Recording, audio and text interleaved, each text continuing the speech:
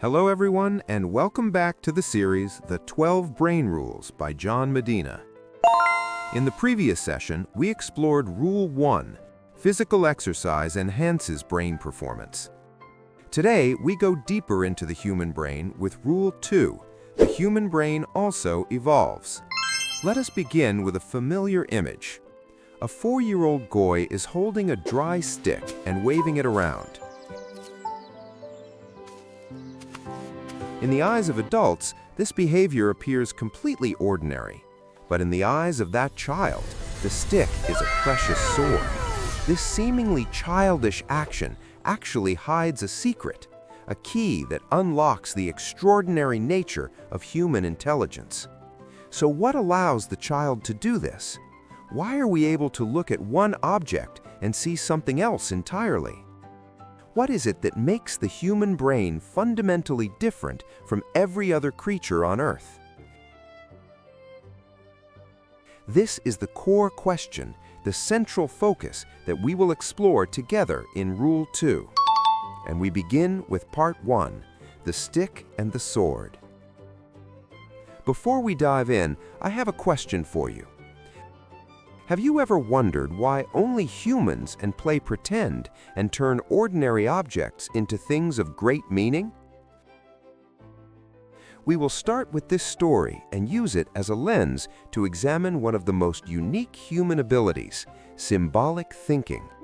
Yes, when the boy sees a sword instead of a stick, he is using symbolic thinking, a superpower that allows ideas to be separated from physical form. But this ability does not emerge automatically. It must be developed. A classic experiment by Deloche demonstrates this clearly. Researchers showed a 30-month-old child a toy hidden inside a miniature room model, and then asked the child to find the identical object in the full-sized real room, and the child failed. However, just 6 months later, the same child was able to complete the task easily. In those 6 short months, the brain made an extraordinary leap. It learned that an object in a model room can represent a different object in a real room. This is remarkable. Once this ability is unlocked, language, art, and mathematics begin to emerge. This becomes the operating system that runs all of human society. And now you have the answer to the earlier question. Why are humans the only species that can play pretend and transform ordinary objects into meaningful ones? Exactly. Through symbolic thinking, we are no longer trapped by physical reality. The ability to assign meaning to objects allows us to create money, nothing more than paper, as well as nations and shared rules that enable us to live together. This powerful mental software is not a historical accident.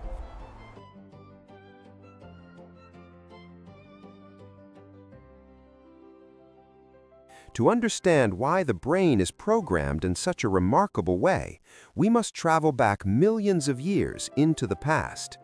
There, our ancestors did not primarily battle wild animals with physical strength. Instead, they faced a far dangerous enemy: constant environmental change. This leads us to Part 2, variability selection, the flexible survive. Here's a question for you. Between a person who is skilled at only one task and a person who can do many different things, why is the generalist more likely to survive in a constantly changing world? As mentioned earlier, the greatest challenge our ancestors faced was not predators, but relentless climate change, where the rules of survival were continuously rewritten. As a result, humans did not evolve to adapt to one specific environment, but to adapt to change itself. Scientists call this variability selection. It may sound complex, but the core idea is simple. Our brains were not designed for a single type of world. Instead, they function like a multi-purpose tool, a Swiss Army knife, capable of handling whatever world they're thrown into. And this is the heart of the story. So why in a constantly changing world does the adaptable individual survive more easily? Precisely, because in a changing world, the most flexible wins. A versatile brain allows humans to survive everywhere, from dense jungles to deserts, because we adapt by changing how we think, rather than waiting for our bodies to change. This mental flexibility makes individuals formidable. But even the greatest individual intelligence becomes fragile when facing danger alone.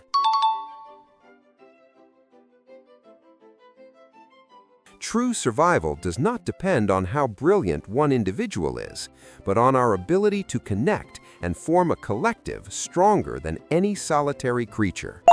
And this is where theory of mind comes into play. Welcome to Part 3, Theory of Mind, the Weapon of Connection. Before we continue, another question.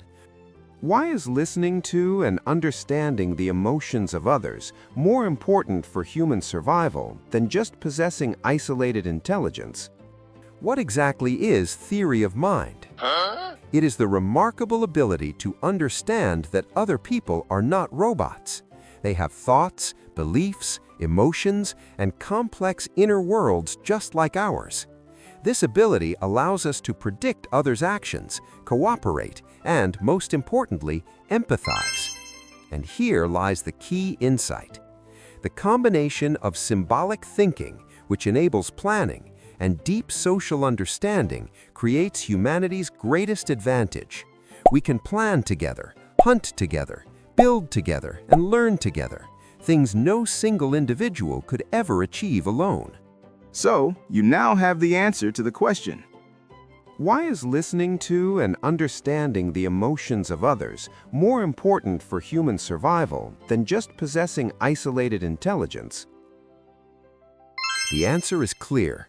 Cooperation is our strongest weapon. Theory of mind transforms individual brains into a powerful network, allowing humans to overcome crises that individual intelligence cannot solve. These abilities carried us from wild savannas all the way to the stars.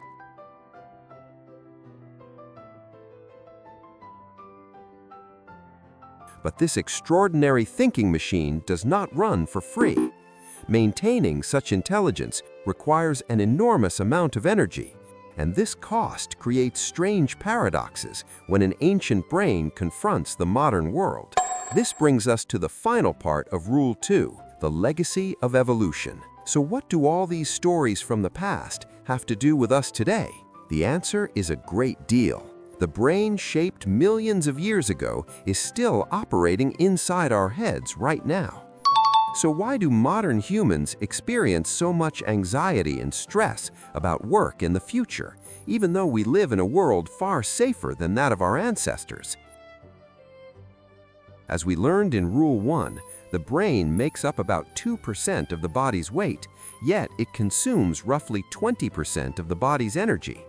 This reveals how heavily evolution invested in intelligence and how valuable it is.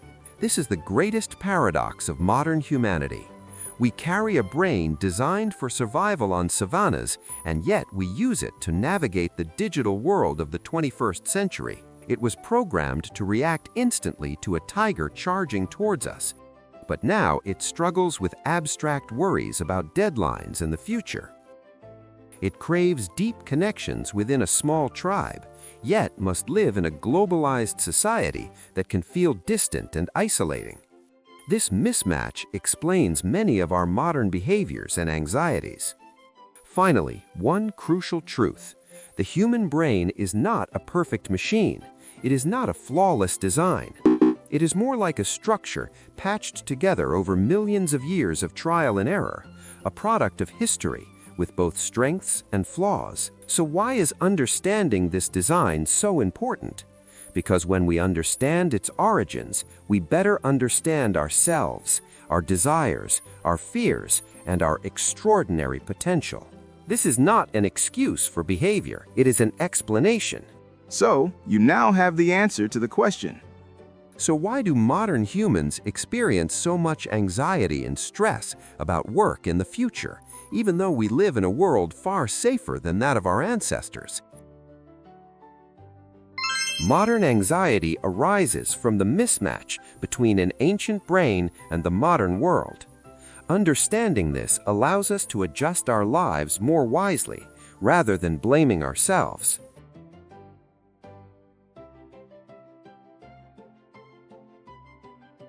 As with the previous video, each section of Rule 2 includes guiding questions to help reinforce the core ideas.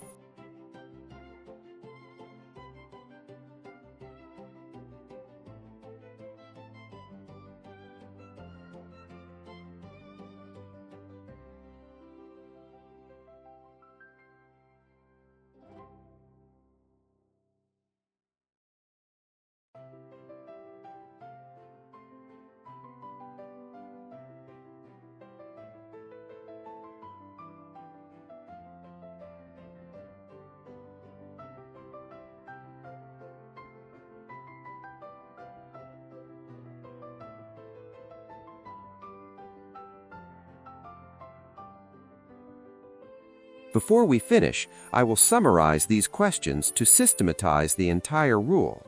The brain is a magnificent legacy, but also a profound challenge. Will it become our greatest strength or our greatest burden in the future? That is a question for each of us to consider. In today's video, we explored Rule 2, the human brain also evolves. So what will the next rule be? How deeply will it affect our brains? I'll see you in the next video, where we will discuss Rule 3, every brain is wired differently. For now, goodbye, and thank you for watching.